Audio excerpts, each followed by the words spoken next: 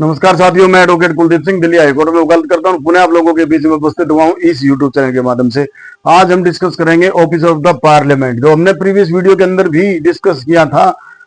Officer of the parliament, जिसके अंदर article 89 से लेकर 92 तक जिसमें राज्यसभा के अधिकारी दिए गए हैं।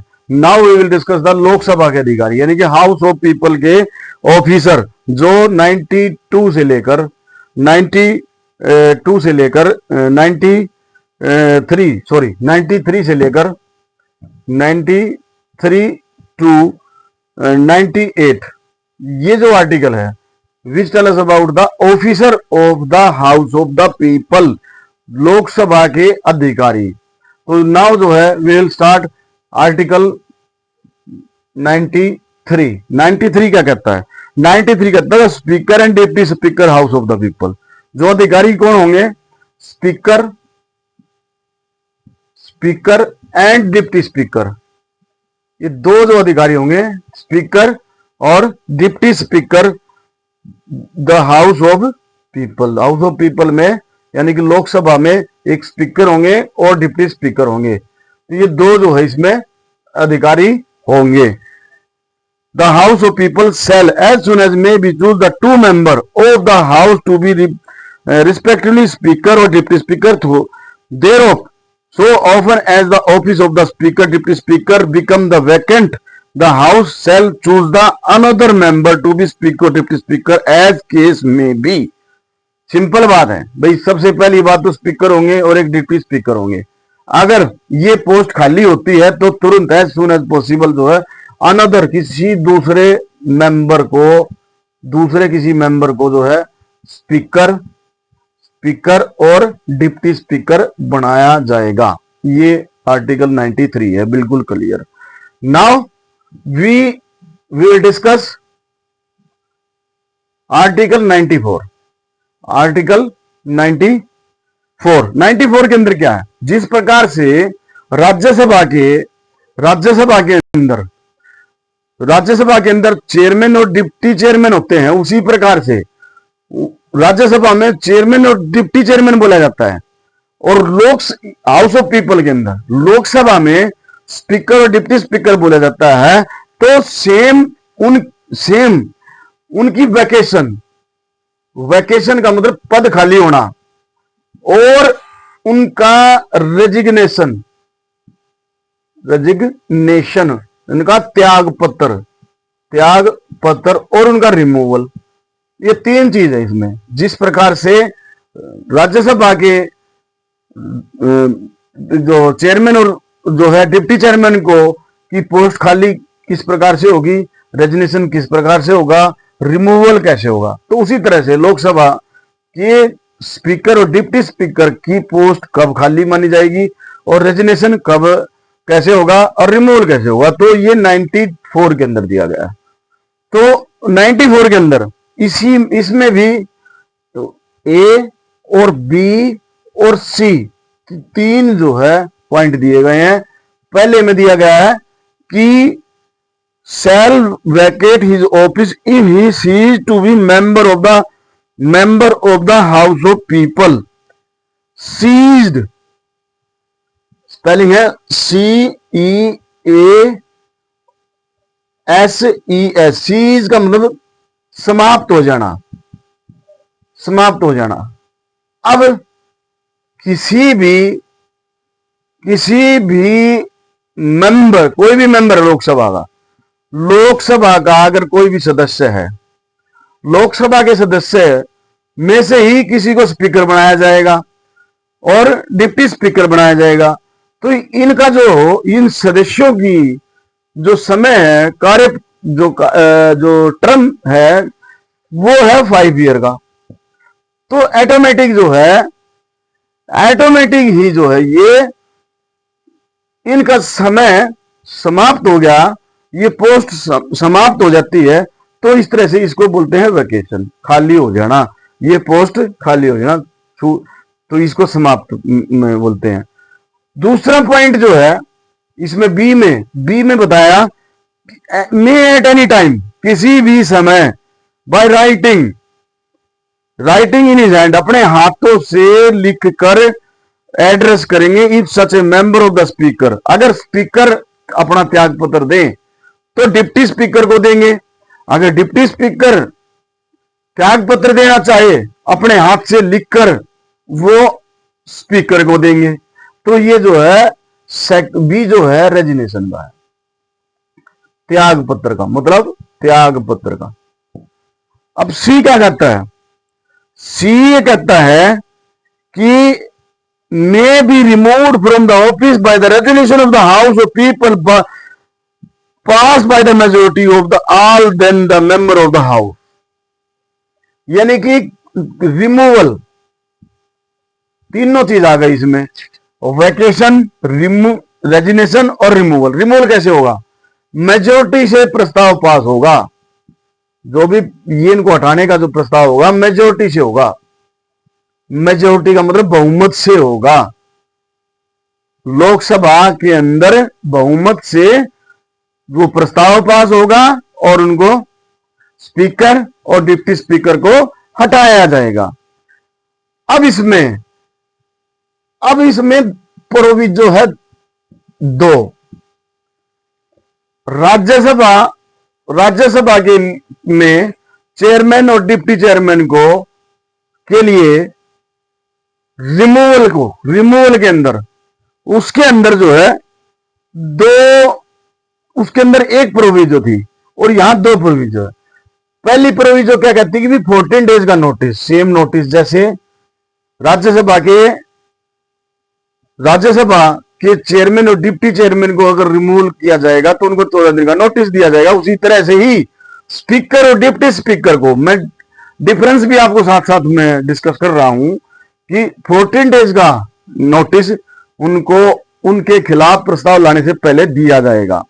ये नहीं कि प्रस्ताव ले आए और फिर उनको नोटिस दिया, प्रस्ताव लाने से पहले, यानी कि गैप 14 डेज का होना चाहिए। 14 डेज का प्रायर नोटिस उनको देना होगा, इंटेंशन टू रेजुलेशन, कि हम आपके खिलाफ रेजुलेशन लेके आ रहे हैं, प्रस्ताव लेके आ रहे हैं, तो 14 डेज का नोटिस देना होगा। सेकेंड प्रोविजो इसकी, अनदर प्रोविजो इसी आर्टिकल की 94 की, वो कहती है provided further that whenever the house of people is dissolved the speaker shall not Venkat his office until the immediately before the first meeting of the house of people after the resolution. भाई इसमें कहा कि अगर house of people dissolve हो गई, यानी कि Lok Sabha dissolve हो जाती है, तो ये जो स्पीकर का पद या पोस्ट अपने आप ही खाली नहीं हो जाएगा, वो तब तक रहेगा जब तक जो है ये तब तक रहेगा until immediately before the first meeting of the house. First meeting तक, पहली लोकसभा, मान लो पहली लोकसभा जो पहली चली आ रही है उसके 5 साल पूरे हो गए और ये लोकसभा अब भंग हो गई। अब इसके 5 साल पूरे होने पर तो ये इसका टाइम, अपने टाइम पीरियड पे ये भंग हो गई, तो ये डिसॉल्व हो गई। उस समय लोकसभा के जो स्पीकर है अपने पद पर बने रहेंगे, भले ही जो है ये लोकसभा भंग हो गई, अपने पद पर ये बने रहेंगे, तब तक बने रहेंगे तब तक up to the first meeting of the next Lok Sabha, अगली लोकसभा के पहली मीटिंग तक। उनकी जो पहली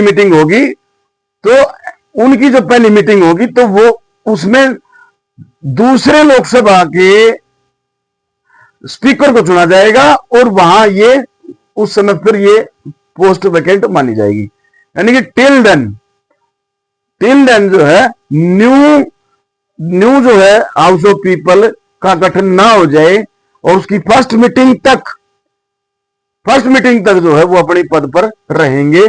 तो ये जो है प्रोविजो इसकी 94 की स्पीकर की है। तो इस तरह से जो है 94 हमने डिस्कस किया।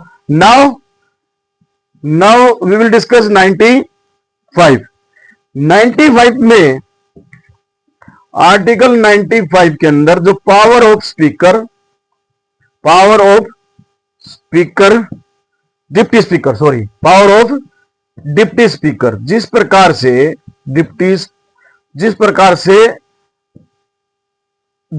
से जो है डिप्टी चेयरमैन की पावर है, उसी तरह से डिप्टी स्पीकर की भी सेम पावर है। अगर मान लो स्पीकर नहीं है, speaker is a absent whatsoever reason, तो अगर ये पोस्ट वैकेंट है और एब्सेंट है, तो इनकी एब्सेंट में जो डिप्टी स्पीकर होंगे वो एज ए स्पीकर काम करेंगे अकॉर्डिंग टू आर्टिकल 95। अगर डिप्टी स्पीकर भी नहीं है तो किसी दूसरे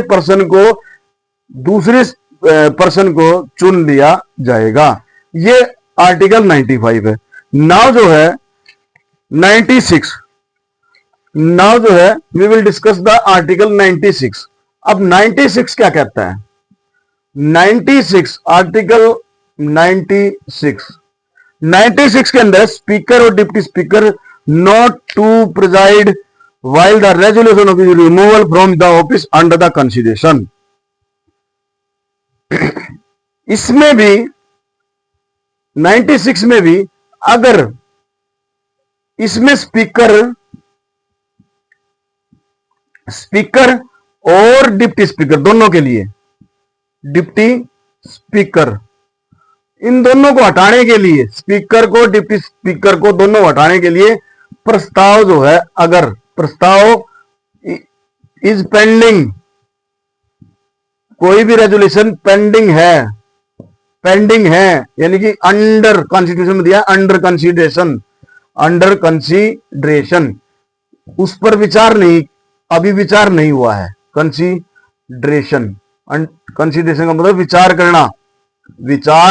करना, तो उस प्रस्ताव पर विचार नहीं हुआ है, अभी वो पेंडिंग है, तो उस सूरत में स्पीकर एज ए स्पीकर की पोस्ट पे काम नहीं करेंगे, यानी कि प्रिजाइड नहीं करेंगे, और इसी तरह से डिप्टी स्पीकर भी प्रिजाइड नहीं करेंगे। उस सूरत में किसी दूसरे को चुन लिया जाएगा।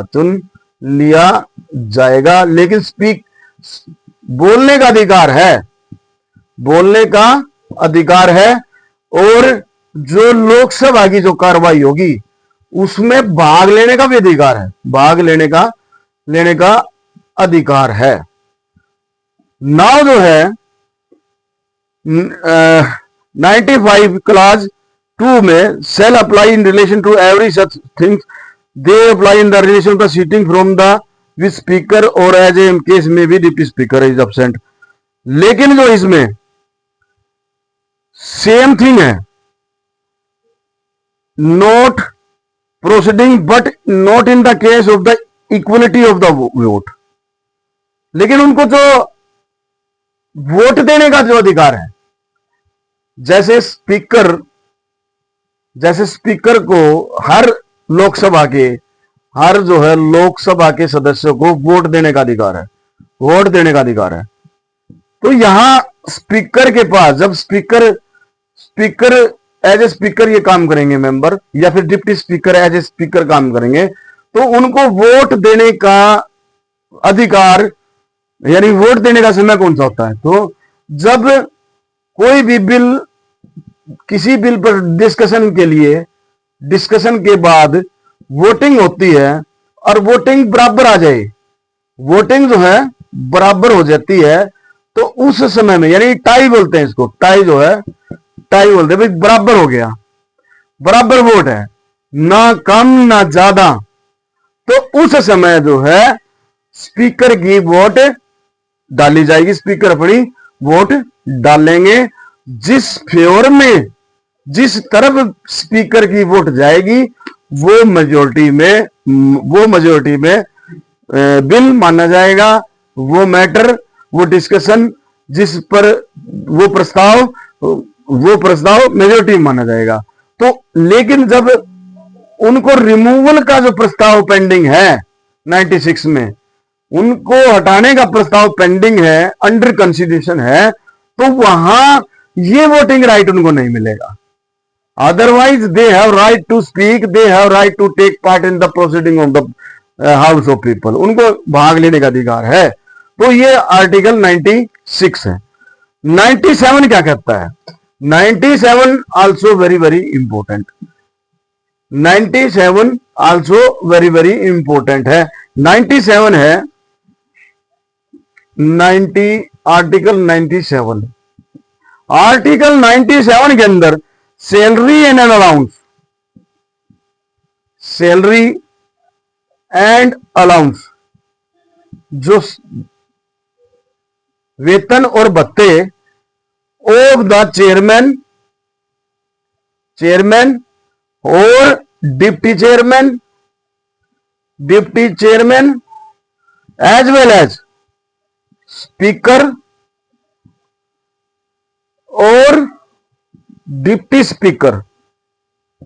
भाई ये आर्टिकल 97 में जो भी राज्यसभा के चेयरमैन, राज्यसभा के जो चेयरमैन और डिप्टी चेयरमैन और लोकसभा के स्पीकर और लोकसभा के डिप्टी स्पीकर, इनके दोनों के लिए प्रावधान है, दोनों सदनों के ऑफिसर के लिए प्रावधान है सैलरी और allowance.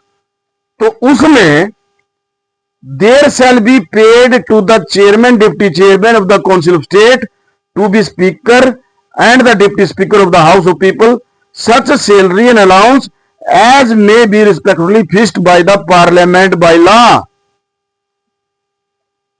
fixed by law by parliament, parliament के द्वारा, जो कानून के द्वारा जो फिक्स किया गया है, वो उनको वेतन दिया जाएगा और वो उनको अलाउंस भत्ते वगैरह दिए जाएंगे। यानी कि पार्लियामेंट के द्वारा फिक्स किए गए लॉ के अनुसार उनको वेतन और भत्ते दिए जाएंगे। किसको दिए जाएंगे? चेयरमैन, डिप्टी चेयरमैन और स्पीकर और डिप्टी स्पीकर, यानी कि पार्लियामेंट के, संसद के दोनों सदनों के दोनों अधिकारियों को का सैलरी, वेतन और भत्ते का जो प्रावधान आर्टिकल 97 में है। और अकॉर्डिंग टू, जो कि specified in the second schedule, संविधान के दूसरे शेड्यूल के अंदर दिया गया है। शेड्यूल के अंदर, सेकेंड शेड्यूल के अंदर, चाहे वो जजेस हो, president, vice president, high court के जज हैं, उन सभी की सैलरी और अलाउंस, एलुमेंट्स वगैरह सभी सेकेंड शेड्यूल में दिए गए हैं। हमें शेड्यूल के बारे में भी जानने की जरूरत है, हम उसको डिस्कस करेंगे। तो ये सेकंड शेड्यूल के अनुसार, सेकंड शेड्यूल के अंदर जो स्पेसिफाइड किया हुआ है, वर्णित है, उसमें जो दिया गया है उसके अनुसार पार्लियामेंट के द्वारा जो कानून बना के फिक्स जो सैलरी और भत्ते वो दिए जाएंगे। ये प्रावधान आर्टिकल 97 के अंदर है। नाउ जो है आर्टिकल 98, आर्टिकल 98 भाई संसद को चलाने के लिए, चाहे वो राज्यसभा हो चाहे वो लोकसभा हो, संसद को चलाने के लिए भाई एम्प्लॉय चाहिए, एम्प्लॉय चाहिए। 1 क्लास, 2 क्लास, 3 क्लास तक सभी अधिकारी चाहिए, कर्मचारी चाहिए। तो उसके लिए आर्टिकल अनुच्छेद 98 में बताया भाई secretariat of the parliament, secretariat of the parliament, यानी कि सेक्रेटरीट का मतलब सचिवालय, सचिवालय, संसद सचिवालय, संसद सचिवालय, हिंदी में बोलेंगे संसद सचिवालय होगा। Each house of parliament have separately, each, इसमें 3 क्लास है, समझने की बात है। फर्स्ट क्लास क्या कहती है कि each house of the parliament shall have the separate secretariat staff, दोनों हाउस का अलग अलग, यानी कि दोनों हाउसों का अलग अलग जो है सचिवालय होगा, सचिवालय स्टाफ होगा। स्टाफ, स्टाफ का मतलब कर्मचारी होंगे, दोनों हाउसों का, लोकसभा का भी और राज्यसभा का भी, दोनों का। लोकसभा सेक्रेटरीट, लोकसभा सचिवालय, राज्यसभा सचिवालय, तो उनके अलग अलग होंगे सचिवालय होंगे, उन सचिवालयों के अलग अलग स्टाफ होंगे। ये जो है पहली जो है क्लास है आर्टिकल 98 की। सेकंड जो क्लास इसके अंदर, सॉरी, इसके अंदर प्रोविजो क्या है, एक प्रोविजो दी गई है, अपवाद। अपवाद ये गई है that nothing in this clause shall be constitute to be preventing from the creation of the post common to both house of parliament। ये जो क्लास है इसमें कहा कि भाई दोनों हाउसों के लिए, राज्यसभा के लिए भी लोकसभा के लिए, भाई उनके अलग अलग सचिवालय स्टाफ होंगे, अलग अलग स्टाफ होंगे। लेकिन इसमें प्रोविजो दी गई है कि ये जो आर्टिकल 98 की जो क्लास 1 है, ये कॉमन स्टाफ क्रिएट करने के लिए इसको रोकता नहीं है। भाई पार्लियामेंट को, यानी कि पार्लियामेंट को, संसद को, यानी कि यहां सीधा सा मतलब है कॉमन स्टाफ, भाई दोनों के लिए कॉमन स्टाफ की जो पोस्ट क्रिएट करने के लिए, पोस्ट क्रिएट करने के लिए नहीं रोकता ये क्लास। क्योंकि पहली क्लास में कहा भी अलग अलग सचिवालय होंगे, अलग अलग सचिवालयों के स्टाफ होंगे, स्टाफ जो है अलग अलग होंगे, भी कुछ राज्यसभा के लिए भी और लोकसभा के लिए, दोनों के लिए अलग अलग होंगे। बट प्रोविजन में कहा कि भी सेपरेट पोस्ट क्रिएट की जा सकती हैं, सेपरेट पोस्ट की जा सकती है, कॉमन, यानी कि संसद दोनों हाउसों के लिए कॉमन की जा सकती है। पार्लियामेंट इसमें nothing in this article clause shall be constitute be preventing the creation of the post common to both house of parliament. दोनों के लिए कॉमन, दोनों कॉमन स्टाफ क्रिएट किया जा सकता है, तो इसमें संयुक्त रूप से पोस्ट क्रिएट की जा सकती है, पोस्ट एम्प्लॉय लगाए जा सकते हैं। तो ये इसका प्रोविजो है। तो इसमें दूसरी जो क्लास है, सेकंड जो क्लास ये है, पार्लियामेंट में by law regulate the recruitment. भाई कानून, पार्लियामेंट ही एक रिक्रूटमेंट बनाएगी, एक भर्ती, भाई किस प्रकार से भर्ती होगी, जो स्टाफ होंगे, चाहे वो लोकसभा के लिए, लोकसभा सचिवालय के लिए हो, या फिर राज्यसभा सचिवालय के लिए जो स्टाफ नियुक्त किए जाएंगे, उनकी भर्ती कैसे होगी, उनकी जो है भर्ती कैसे होगी, उनकी कंडीशन क्या होगी, उन सेवाओं की कंडीशन क्या होगी, उनको अपॉइंटमेंट कैसे किया जाएगा, तो वो सारी चीजें वो क्लास 2 के अंदर बताई गई।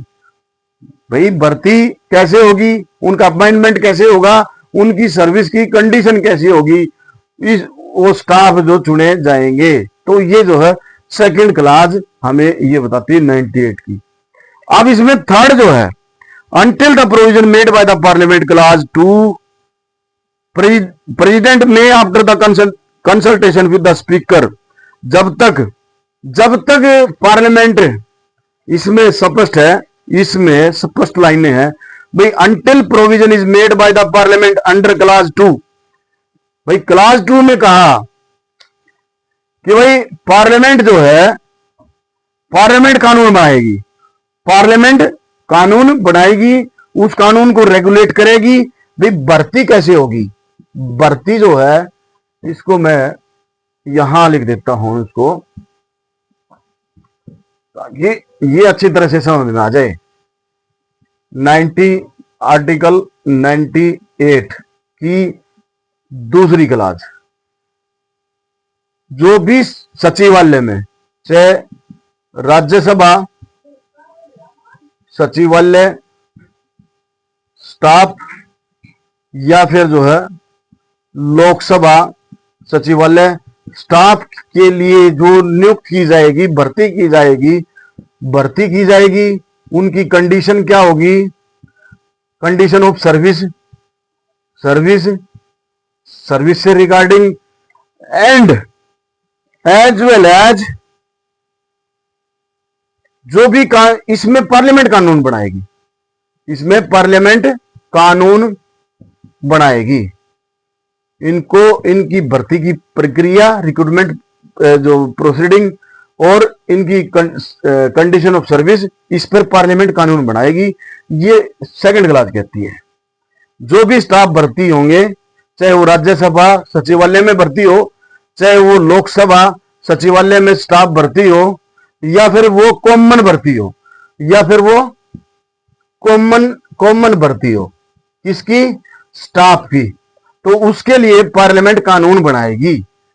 तो इसमें तीसरे में क्या है, थर्ड जो क्लास में कहा भी जब तक पार्लियामेंट ने कोई कानून नहीं बनाया, मान लो ये भर्ती करनी है और यहां पर कोई कानून पार्लियामेंट ने इस रिगार्डिंग में, इससे संबंधित सचिवालय स्टाफ को भर्ती करने के लिए कोई भी ऐसा कानून रेगुलेट नहीं किया, नहीं बनाया है पार्लियामेंट ने, तो उस सूरत में क्लास 3 बताती है कि प्रेसिडेंट में राष्ट्रपति के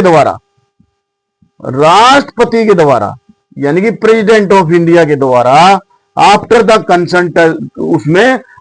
consultation with the speaker of the house of people और chairman of the council of state, यानी कि लोकसभा के स्पीकर से सलाह करके और राज्यसभा के सभापति चेयरमैन से कंसल्ट करके make a rule regulation of recruitment, भर्ती के रूल रेगुलेशन बनाए जा सकते हैं, और condition of service of the person appointed, जिनको चुना जाएगा, जिनको नियुक्त किया जाएगा, उनकी सेवाओं की शर्तें, टू बी सेक्रेटरीट स्टाफ, जो भी सचिवालय के लिए स्टाफ होंगे, हाउस ऑफ पीपल लोकसभा के लिए हो या फिर राज्यसभा के लिए हो, and any rules so made shall have effect subject to the provision of law made by under this clause, meaning thereby कि भाई अगर पार्लियामेंट ने कानून नहीं बनाए हैं तो उस सूरत में प्रेसिडेंट स्पीकर से और चेयरमैन से सलाह मशवरा करके रूल रेगुलेशन बना सकते हैं, और लोकसभा सचिवालय और राज्यसभा सचिवालय के स्टाफ की भर्ती कर सकते हैं। तो हमने नाउ जो है this chapter officer of the parliament is completed. हमने आर्टिकल 89 से 92 के अंदर राज्यसभा के अधिकारी को हमने डिस्कस कर लिया, 93 से लेकर 98 तक जो हमें लोकसभा के जो अधिकारी हैं उनको डिस्कस कर लिया, और तमाम सारी जानकारी हमने इस अकॉर्डिंग टू दीज आर्टिकल्स हमने डिस्कस कर ली। तो अगर आपको ये तमाम जो जानकारी है जो अच्छी लगे तो आप इसको लाइक जरूर करें, सब्सक्राइब करें और शेयर करें। हमारी कोशिश ये है कि एक आम आदमी को एक सिंपल भाषा के अंदर ये कॉन्स्टिट्यूशन, भारत के संविधान के अंदर क्या है कि क्या क्या बारीकियां हैं, उस बारीकियों के बारे में जानकारी हो सके। हमारा मकसद ही यही है कि भारत के प्रत्येक नागरिक को भारत के संविधान की पूर्ण जानकारी हो। जिस देश में वो रह रहे हैं, जिस देश में वो रहते हैं, वहां जो कॉन्स्टिट्यूशन जो एप्लीकेबल है उस कॉन्स्टिट्यूशन की एटलीस्ट उनको जानकारी होनी चाहिए आम आदमी को। तो ये हमारा मकसद है। तो आप ज्यादा से ज्यादा इसको शेयर करें ताकि ज्यादा से ज्यादा लोगों तक ये जानकारी जा सके, आम लोगों को ये जानकारी जा सके। थैंक यू, धन्यवाद।